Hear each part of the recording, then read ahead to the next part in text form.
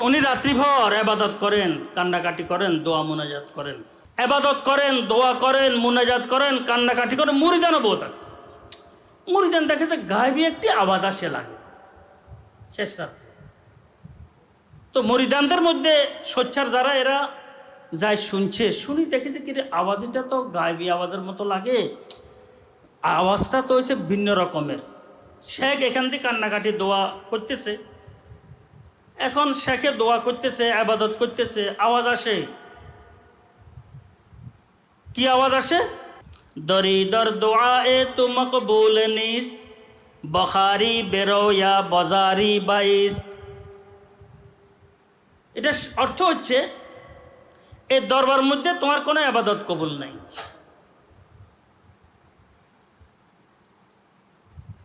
তুই বঞ্চিত আর লাঞ্ছিত হয়ে এখান থেকে ভাগি যা, আর না হলে তুই কান্নাকাটি করতে থাক, তোর লাভ হবে না।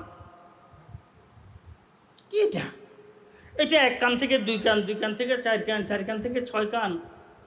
হজরতের কিছু মুতাল্লিকিনদের মধ্যে উচ্চ স্তরের, ওদের মধ্যে একটু কথাবার্তা কি সবাই কইল যে হ্যাঁ এটা তো ঠিক আছে। শেষ সাথে একটি আওয়াজ আসে, দরিদর দোয়া এ তু মকবুল নিস্ত, বখারি বেরোয়া বাজারি বাইস্ত। এই দরবার মধ্যে তোর কোনো দোয়া কবুল নাই। জিল্লতির সাথে তুই ভাগি যা এনে বঞ্চিত অবস্থায়, না হলে তুই এখানে কি কান্নাকাটি করতে করতে থেকে যা, লাভ হবে না। সবাই একটু কানাঘোষা শুরু করছে। এখন মুরিদান কয়েকজন যায়, হজরত একটি ঘটনা আপনাকে জিজ্ঞেস করতাম, খুব বলো।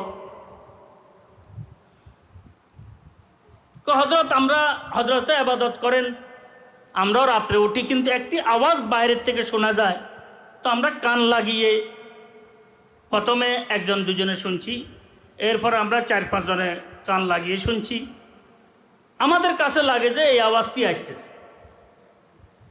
তুই জিল্লতির সাথে এখান থেকে বের হয়ে যা, ভাগে যা, আর না হয় কান্নাকাটির মধ্যে থেকে যা, কিন্তু তোর ইবাদত কি হবে না? কবুল হবে না। তো এরকম একটা বিষয় আমরা শুনতেছি। এটা কি অবস্থা? আমরা তো বুঝে আসে না এই কারণে আপনার কাছে আসছি। আমরা হলে তো শেখের পালায় যাইতাম, দাওয়ার কিছু নাই। শেখ মানুষ, শেখ কি মানুষ, তালেব ইলম মানুষ, সন্তান, আলেম ওলামা মানুষ, নাকি ফেরেশতা? বহুজন দেখা যায় আলেম ওলামা থেকে সামান্য কিছু হলেও নিজের জীবন কখনো পবিত্র নয়, এর চাইতে বড় বড় অপরাধের সাথে জড়িত, কিন্তু আলেম ওলামাদেরকে গালি দিতে লাগে যে এর মতো বড় ফেরেশতা আর কেউ নেই। আলেম ওলামাদেরকে গালি দিয়ে তালেব ইলমদেরকে তো বহুজনে একেবারে লাগে যে কি হয়েছে এর, অথচ তার সন্তান একটাও নামাজ পড়ে না, সব হাফ প্যান্ট ভরি ভরি হাঁটে। তালেব ইলমের একটু ব্যতিক্রম হয়েছে, এর পিছনে লেগে গেছে। এগুলো আমাদের দোষ। হযরতে শেখ সাদী রহমতুল্লাহ বলছেন যে শেখ যখন নাকি ইবাদত করতেছেন, এই আওয়াজ যখন আসতেছে, শেখ অশ্রু ঝরা অবস্থায় বলতেছেন, কবে শুনতেছো তোমরা এটা? কবে হইতে শুনছো? হযরত আজকে হইতে মাসখানিক।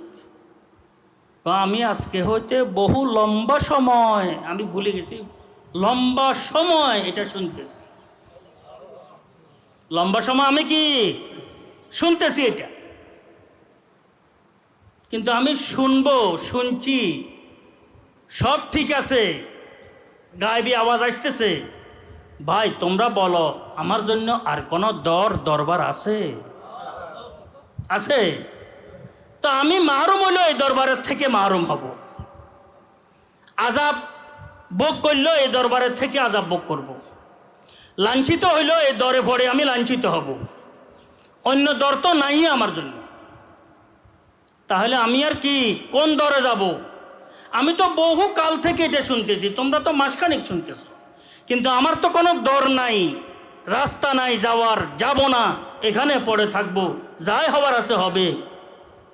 এটা আল্লাহ পাকের বিষয়। আমার বিষয় হচ্ছে আমি পড়ে আসি, আমি অপরাধী। বন্দার অপরাধের শেষ নাই। আমরা হয়তো একটা বড় বলি, ছোট বলি, মাঝারি পাল্লার বলি, কিন্তু আল্লাহর দরবারে বন্দার সব অপরাধে বড়। আল্লাহ ক্ষমা করলে সব ছোট। একটি সামান্য যদি গুনার কারণে যদি আল্লাহ পাক শাস্তি দেন, কেউ সেখানে আওয়াজ করার কিছু নেই। আছে আছে আহলুস সুন্নাহ ওয়াল জামাতের আকীদা কি দেখেন, আকীদার কিতাবগুলোর মধ্যে লেখা আছে, ইউদখিলুহুমুল জান্নাতা বিফজলিহি ওয়া কারামিহি ওয়া ইউদখিলুহুমুন নার বিআদলিহি ওয়া ইনসাফি। বান্দা বান্দীদেরকে আল্লাহ বেহেশতের মধ্যে বেহেশত দান করবেন আল্লাহ পাকের ফজলে, আল্লাহ পাকের করমে, এহসানে। আমাদেরকে বেহেশতে দিয়েছেন, আমরা আদল ইনসাফের ভিতর দিয়ে আমরা জিতে গেছি এমন নয়, আল্লাহ পাক ফজল করছেন, করম করছেন। আমাদের গুনাহের অপরাধের শেষ নাই, কি নাই? শেষ নাই। এই বিষয়টি নিজের দিলের মধ্যে বসাইতে হবে। এটা বসাইলে তাহলে বোঝা যায় যে আমার কতটুকু যোগ্যতা আছে, আমি অন্যকে কিভাবে কি ধোলাই করার চেষ্টা করি, এটা একটু চিন্তা করার দরকার। এটা তো কথাবার্তা হয়েছে, কথাবার্তা হওয়ার পর আবার ইবাদতে লেগে গেছেন, মুরিদানও আছেন। কিন্তু পরের দিন আওয়াজ আসে, কবুল আস্তাগার চে হুনর নি সে তস কে জুজমা পানা হে দিগর নি সে তস। আর এই বন্দার যদিও কোনো গুণ না থাকে, কিন্তু তার সমস্ত গুনাহ ক্ষমা করে, তার সামান্য ন্যূনতম ইবাদতকে আমি কবুল করে নিলাম। কেন? এই বন্দার জন্য আমার দরবার ছাড়া আর কোনো দরবার নেই। বন্দায় বলছে আমার জন্য এই দরবার